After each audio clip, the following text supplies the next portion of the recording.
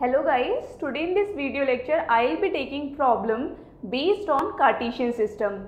As I have already discussed what is Cartesian system and what is abscissa, ordinates and quadrants are. So based on that, let's discuss this question which says write the coordinates of A, B, C and D which are represented here in this Cartesian plane. What you have to do? You have to write the coordinates for A, B, C and D.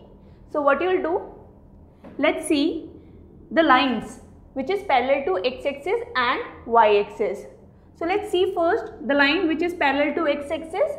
This line is equal to this axis. So you can see here this line is cutting x-axis at point -2. So what is the abscissa here? -2. You know very well the x-axis is abscissa and the y-axis is ordinate of the y-coordinate. Now let's see this line.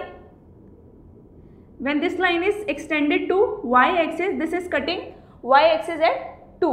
So what is the ordinate here? 2. So now you can see I have written the coordinates for A which is -2 and 2 and this quadrant is second quadrant.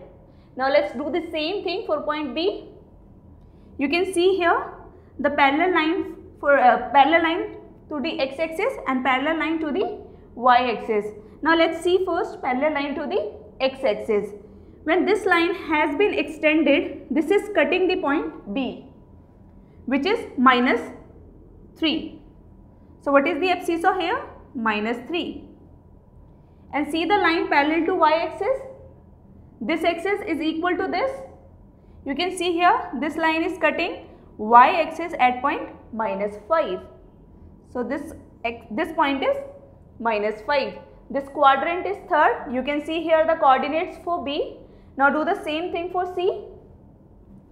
What you'll do, just see the line which is parallel to y-axis. This is cutting x-axis at point 3. So abscissa is 3. And the line which is parallel to x-axis, this is cutting y-axis at point -7.